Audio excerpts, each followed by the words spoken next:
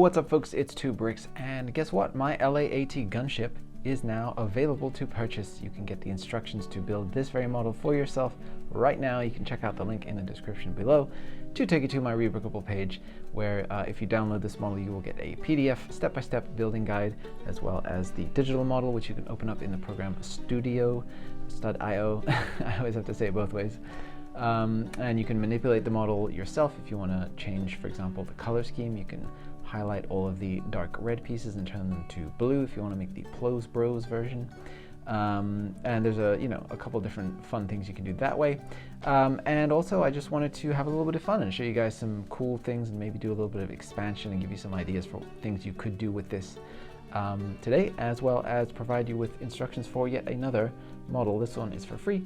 This is a speeder bike. I will show you what that does and how that relates to this shortly. So yeah, let's kind of just dive in and take a look. As you can see here, the gunship has been loaded up to absolute maximum capacity. I just wanted to really see just how many figures I can actually fit into this thing, because it is a troop transport and you want to be able to transport your troops. So first things first, let's take a look at exactly how many minifigures I have squeezed into this thing without cheating. All standing, all studded into the surface. Nobody's just kind of tossed in there. So let's take a look. So starting with the figures that actually canonically should be here, of course, we have our two pilots, or pilot and gunner, and we have our two bubble turret gunners there. Those guys, in case anybody is wondering, I actually never did touch on this before. In order to mount these guys in here, it's actually a fairly simple yet annoying and involved process. So let me just quickly do that while I have this here and I remembered to show you guys. So basically what you do is you peel this outer frame apart, and it should come apart usually pretty clean. So what you end up with is two halves of the frame, like so. So you want to have kind of one half with all of your clips and attachments, and then the other side that's just the ring. And then you can just go ahead and open up the bubble and you can access your figure. And he's seated in there very nicely right now, so I don't want to move him around because he's got his hands are on the controls and everything there, and that all fits nicely. So yeah, and then you just place the bubble back in there, kind of close it up. Go ahead and place the first half of the frame back on there, and then the second half, and you just squeeze all the clips back together, scoop it, doop, just like that, and then the bottom ones as well. And there you go, they're all back in place, and then your clone is situated. So, like I said, it's involved in a sense, but it's actually fairly easy to do.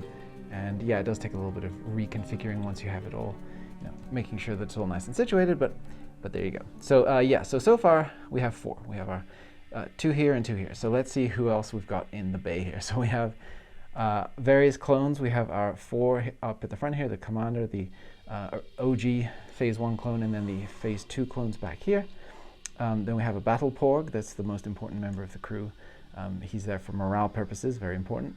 We have a ripped shirt Padme back there, and we have a scout trooper, and then a Empire Strikes Back edition Princess Leia. And then in front of her is Yoda. And then up here at the front we have the golden trio from the sequel trilogy. Finn, Rey, and Poe are all hanging out in the front section. So how many is that? So 1, 2, 3, 4, 5, 6, 7, 8. 1, 2, 3, 4, 5, 6, 7, 8, 9, 10, 11, 12 if you count the battle porg. 13, 14, we have two more OG phase 1 clones back there. That's 14 so far. And then we're crossing franchises here. We have all the characters from Dune. So 15, 16, 17, 18, 19, that's all the Dune guys up the front there. We have Anakin and 3 different versions of Obi-Wan, because I thought that would be fun, and then Mace Windu back there as well.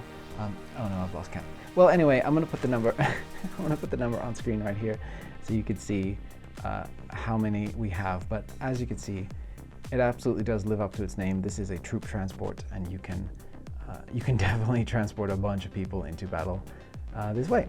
So this whole scene took me about 10 minutes to set up. Like I said, I didn't have to do any crazy cheating or anything like that. Everybody is studded into the ground as they should be. I think they're all fairly reasonable. Chani here is looking straight into the wall, but so maybe I can move her back a stud. But yeah, everybody has a pretty, I think, reasonable amount of space.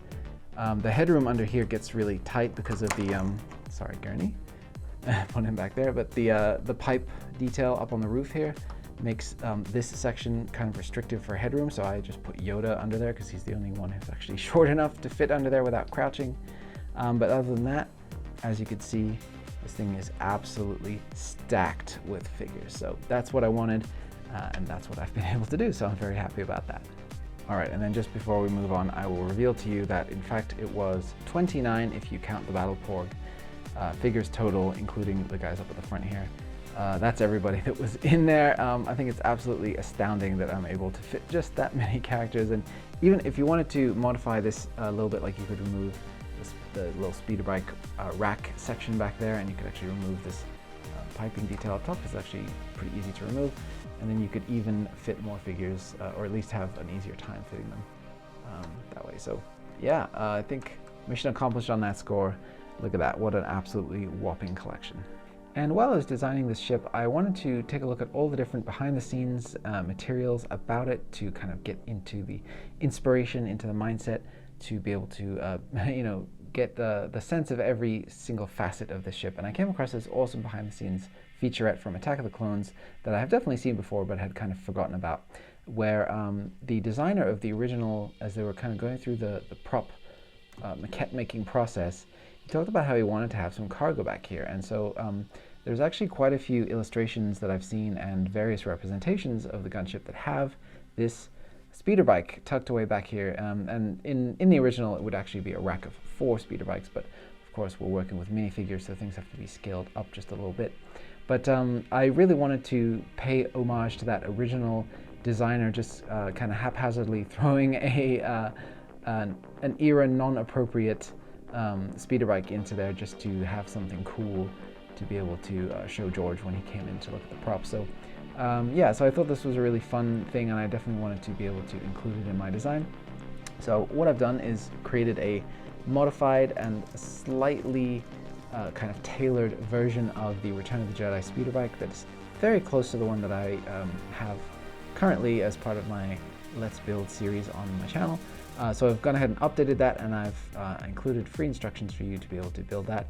And then also this little adapter right here just sits on the door, as you can see there, and just will allow you to attach it pretty well. And the thing is, I mean, it fits really well into the spot that's designated for it, but these front scoops here can sometimes catch on the inner door. So if you just be careful when you're kind of making sure that this is all tucked in nicely, kind of pinched in and in the correct position when you tuck it up, you shouldn't have any problems. But of course, you can always open up side doors here if you get stuck, and you can kind of jostle it loose. But yeah, sometimes that front part will stick under here. But yeah, so I just really thought that was a fun inclusion. And of course, you can, once you remove this, you can place a clone trooper on it. And I have a little stand which I tucked away under here, so that you can get the stand. And I'll show you what it looks like with the trooper on it. And there you have it. So the clone trooper is able to sit on there very comfortably, and you know, it's pretty much exactly minifigure scale. And he even has like the foot pedals down here. I took a little bit of inspiration from the most recent speeder bikes that Lego gave us in the Endor set, although this one is still, you know, far too chunky to be able to fit into the role that I would need it for this. So mine is a much slimmer, much less beefy version of that design, but or you know, it's my old design. But yeah, so the stand sits under here, kind of offset slightly, just because that's the best spot to put it. But it balances just fine, and the clone trooper is ready to go out and do some scouting, which I guess is a thing that canonically they did do back then in Attack of the Clones. They had these speeder bikes already that would still be in use many decades later when Return of the Jedi came around. So that's a cool thing to know. So here you go. There's your clone trooper speeder bike. I don't even know what the official name of this thing is. I think it really was actually just the same exact model as the Return of the Jedi one. So there you go. But yeah, you can see it in the incredible cross sections. You can see it in a couple of even Lego sets have represented the speeder bike back there. So that's very, very cool. And now you can do the same with your own LAAT gunship. So there you go. Oh, and I should mention that I actually have you move this this little rack piece back one stud in the instructions for that, in order to accommodate, to give you enough room to actually fit the bike in there, because it actually will hit that otherwise. So yeah, that's one little annoying thing, is you just have to change that. And then lastly, I just wanted to give you a couple of ideas for some inspiration for potential other things that you can do with this gunship. So there are a couple of iconic scenes in Revenge of the Sith where we see these pallets that are loaded into the back, these sort of crates here, that you can see Master Yoda and Mace Windu and Obi-Wan sitting and having a conversation on those. And so I just wanted to mock up a quick build for kind of, roughly representing those crates. They have the kind of very utilitarian boxy look with the grates on the top. And they're very, very simple build. You can literally just see how they're done here. It's a 1x4 plate, these 1x2 rounded plates, and then the grill tiles on top. So that's something that I think is fun. And I actually created this nice little illustration where I cleaned up and I added in the background for Coruscant to give you the kind of sense of immersion. And yes, Yoda does have a fantastic booty in this picture because he's using the same technique that Lego used to give short-legged characters sitting legs. So that's fun. And the other thing I thought would be fun is at the end of that scene, you can see Yoda disembark from the ship when it's in a landed position using a ramp that extends down. So what I thought would be fun to do is to just be able to build that ramp into the side of the ship there. So I just have a couple of clips like so, and then you have, so the couple of clips can attach to this bar piece. You have the rounded tile on the bottom and then holding onto this 4x4 tile, or 4x2 tile here. And then you can just snap it onto the side of the ship, just pretty much anywhere you like. I think it extends from roughly here when I was looking at the scene, but that just allows Yoda to disembark gracefully with his cane and not have to do a super Yoda special double backflip to exit the ship, calling upon the Force. He can just hobble down like a frail old frog that he is. So there's that. I just thought that was fun. I just thought I'd show you guys. I don't have any instructions for these because they're super simple and you can just kind of see what to do. But I just thought it'd be fun to nudge some inspiration for potential things you could do for this other than simply sticking it on a shelf and looking at it. So hopefully that's provided some fun inspiration for you guys and you're going to think of other cool ways and inventive things to do with your gunships. I will be doing a Clone Wars variant of this, so we'll think of some other fun things we can do with the Clone Wars version once I'm done with that.